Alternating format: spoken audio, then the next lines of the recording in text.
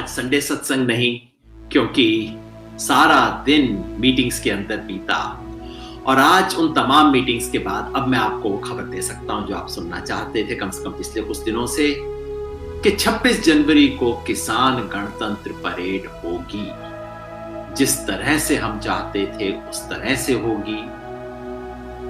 70 साल के बाद ये देश एक नई तरह की गणतंत्र दिवस परेड देखेगा, किसान गणतंत्र दिवस परेड। एक तरफ जवान की परेड होगी, दूसरी तरफ किसान की परेड होगी। जय जवान जय किसान का एक नया नमूना होगा। जिस देश में 70 साल से तंत्र हावी हो गया था, गण बेचारा दब गया था, वहां दोबारा गण अब तंत्र को अपनी आवाज सुनाएगा। गण की प्रतिष्ठा का उत्सव एक नए तरीके से निभाया जाएगा। तमाम किसानों के हाथ में एक तरफ राष्ट्रीय ध्वज होगा, दूसरी तरफ किसानों की बात होगी। किसान अपना दुख, दर्द, अपनी मांग, अपना क्षोभ, अपना रोष सब कुछ व्यक्त करेंगे एक सुंदर तरीके से, एक सुंदर अवसर पे। 6 राउंड की वार्ता के बाद आज दिल्ली पुलिस से हमें ऑफिशियल परमिशन मिल गया। शाम को दिल्ली पुलिस ने ऑफिशियली कंफर्म कर दिया। आज इस बातचीत में मैं आपके साथ वो सब डिटेल्स शेयर करना चाहता हूं जिस सबके मन में है, जो आना चाह रहे हैं, जो जानना चाह रहे हैं, पत्रकार हो, कोई भी साथी हो, सबके साथ मैं शेयर करना चाहता हूं एग्जैक्टली क्या होगा, परेड कहां जाएगी, कैसे होगी, कब होगी, क्या होगा, क्या नहीं होगा, और तमाम हिदायतें। अगर आप सोच रहे हैं इस परेड में आने के लिए तो मिस मत कीजिएगा। मैं आपको अगले 5-10 मिनट में वो सब हिदायत, वो इंस्ट्रक्शन, क्या करना है, क्या नहीं करना है, इस सब की जानकारी दूंगा। परेड कब होगी? 26 जनवरी को, गणतंत्र दिवस को, उस दिन जिस दिन हमने चाहा था, वो दिन जो कि गण की प्रतिष्ठा का दिन है, वो दिन जो कि भारत के संविधान की गरिमा का दिन है। संविधान बेहद जरूरी है, क्योंकि हमारा मानना है कि ये जो 3 कानून आए हैं जिनके विरोध में प्रदर्शन के लिए किसान 2 महीने से बैठे, वो कानून इस देश के संविधान के खिलाफ है। और इसलिए इस देश के संविधान की प्रतिष्ठा के लिए संविधान के दिन 26 जनवरी, जब इस देश का संविधान लागू हुआ, उस दिन हम संविधान की प्रतिष्ठा करते हुए सविनय अवज्ञा जिसको कहते हुए ये जो कानून है संविधान के विरुद्ध है, तो 26 जनवरी को होगा। संयोग से उस दिन 2 महीने भी पूरे हो जाएंगे इस शीत परीक्षा के। अग्नि परीक्षा तो है नहीं, शीत परीक्षा है ना, ये तो किसानों की। आज का दिन भी खूब ठंडा था दिल्ली के अंदर, जैसे एकदम परीक्षा हो रही है। फिर भी किसान खुशी से परीक्षा दे रहे हैं। जितने किसानों को मैं मिला आज यहाँ सिंघू बॉर्डर पे, सब कह रहे थे हौसले बुलंद है। पंजाबी में कहते हैं जी चढ़दी कला, एकदम चढ़दी कला थी। और दिन भर खबरें आती रही, यहाँ से किसान आ रहे हैं, वहां से किसान आ रहे हैं, कहां तक के क्यूज लग गए हैं। जो साथी आ रहे हैं बता रहे हैं कि जहां मैंने देखा वहां सड़कों पे सैकड़ों ट्रैक्टर्स, ट्रॉलीज की लाइन लगी हुई है, किलोमीटर तक लाइन लगी हुई है। आज मुंबई में शानदार मार्च हुआ, मीडिया दिन भर रिपोर्ट करता रहा। चारों तरफ से किसान आ रहे हैं। एक सिंपल सा गणित करके देखिए, 1 लाख ट्रैक्टर अगर आते हैं, शायद इससे ज्यादा आएंगे, 1 लाख ट्रैक्टर, हर ट्रैक्टर समझिए 10 मीटर की जगह सड़क पे घेरेगा। ट्रैक्टर की अपनी दूरी, सामने वाले से दूरी, पीछे वाले से दूरी, ट्रैक्टर 10 मीटर की जगह घेरेगा। 1 किलोमीटर में 100 ट्रैक्टर, 10,000 मीटर, 1 किलोमीटर में 100, 10 किलोमीटर में 1000 ट्रैक्टर, जिसका मतलब है 10 गुणा 100, यानी कि 1000 किलोमीटर में 1 लाख ट्रैक्टर आएंगे। यानी कि, और अगर 1.5 लाख ट्रैक्टर हैं, तो आप समझ लीजिए यहां से लेके मुंबई तक सीधे ट्रैक्टर की लाइन होगी। और ये जबकि सिर्फ ट्रैक्टर हो, अगर ट्रैक्टर के साथ आप ट्रॉली भी जोड़ दें तो ये मामला हो सकता है आपको दिल्ली से कम चेन्नई तक लेके जाएगा। इतनी लंबी लाइन लग रही है, इतना लंबा जमावड़ा हो रहा है।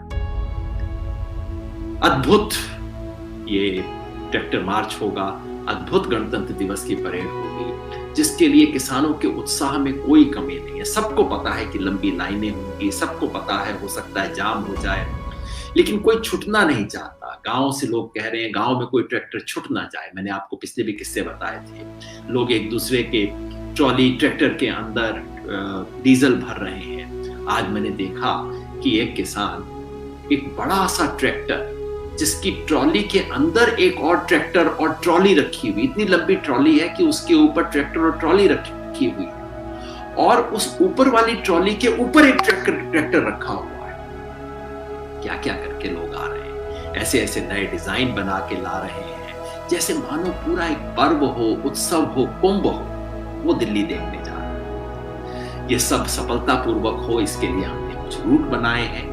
पहले हमने सोचा था और हमने घोषणा भी की थी कि हम दिल्ली की जो रिंग रोड है उसकी परिक्रमा करेंगे। एक सिंगल परेड होगी जिसमें पूरी रिंग रोड की हम परिक्रमा करेंगे। रिंग रोड 47 किलोमीटर की आउटर रिंग रोड जो है, लेकिन जब हमने अब रियलाइज किया है कि कितनी लंबी ये परेड होगी, और पुलिस वालों ने भी हमें दिखाया कितनी लंबी परेड होगी, तो हमने कहा बजाय कि एक परेड करने की, एक 47 किलोमीटर की परेड आना जाना उसमें जोड़ दीजिए तो कोई 60 किलोमीटर की परेड, उससे तो काम नहीं चलेगा। इसलिए अब हमने क्या किया है, हमने 5 अलग अलग रिंग बनाए हैं। यानी कि जिस जिस पॉइंट से परेड शुरू होगी वहां से एक लंबा चक्कर दिल्ली के अंदर लेती हुई फिर बाहर से होती हुई वापस उस जगह पे आएगी। ये ऐसा होगा, यहाँ अपने टिकरी बॉर्डर पे होगा, सिंगू बॉर्डर पे होगा, गाजीपुर पे होगा, यही ढासा वाले जाके टिकरी की तरफ जुड़ जाएंगे। यही चीज शाहजहांपुर वाले दिल्ली तक नहीं आएंगे, वो केवल NSG जहां पे है मानेसर, क्योंकि हमारे को पुलिस की तरफ से, राष्ट्रीय सुरक्षा की तरफ से विशेष अनुरोध आया कि 26 जनवरी के दिन आप NSG को क्रॉस मत कीजिए। NSG और बाद में एयरपोर्ट वगैरह आते हैं, उनके अनुरोध को स्वीकार करते हुए हमने कहा ठीक है, हम NSG तक जाएंगे, उसके बाद हम वापस आ जाएंगे। शाहजहांपुर से वो रहेगा और पलवल के साथ ही भी दिल्ली की तरफ आएंगे। तो चारों तरफ से ये रूट तय हो गए हैं। जैसा मैंने कहा, अब एक नहीं 5-6 रिंग बन रहे हैं, और हर रिंग कम से कम 100 किलोमीटर का है। यानी कि सबको रस्तों को जोड़ दिया जाए तो शायद 500 किलोमीटर की, 600 किलोमीटर की परेड होगी। और हमें अभी भी डर लग रहा है कि हो सकता है ये 500-600 किलोमीटर पर्याप्त ना हो। मूव कर रहे होंगे तेजी से, लेकिन ये भी पर्याप्त ना हो। मतलब जिस चीज से खुशी हो रही है उससे डर भी लग रहा है। इतनी सफलता है इस परेड की, मानो एक तरह से बाढ़ आ रही है। इस बाढ़ के आगे सबको रुकना पड़ा है, सबको झुकना पड़ा है, और दिल्ली पुलिस ने फाइनली ऑफिशियली उस चीज की परमिशन दी है जो दिल्ली पुलिस ने कभी परमिशन नहीं दी। यानी कि वहां पे परेड के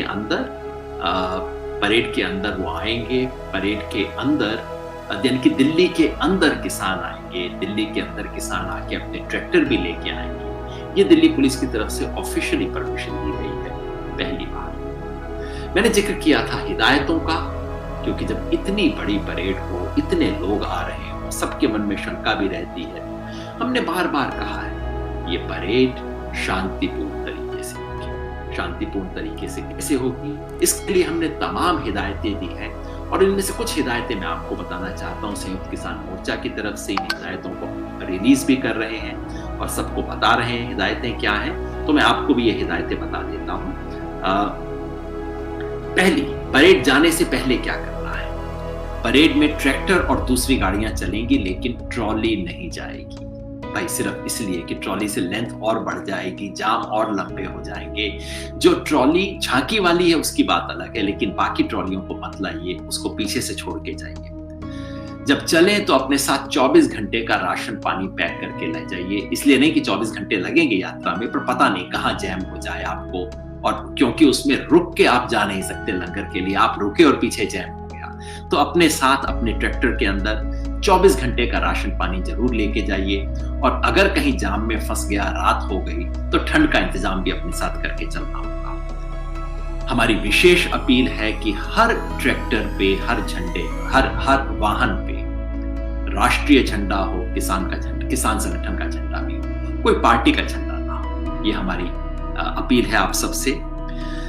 जाहिर है किसी तरह का कोई हथियार नहीं, हथियार का मतलब लाठी को भी पुलिस हथियार मानती है, तो कोई लाठी, जेली, तमाम तरह की बातें हुई थी ना, कृपया मत लेके आइए, ऐसा कोई इरादा नहीं है। याद रखिए, हम दिल्ली जीतने नहीं आ रहे, हम देश का दिल जीतने के लिए आ रहे हैं। और दिल लाठी जेली से नहीं जीता जाएगा, किसी हथियार से नहीं जीता जाएगा, अपने व्यवहार से, जिस तरह का हमने अनुशासन दिखाया है, ये शांति और अनुशासन से हम जीतेंगे।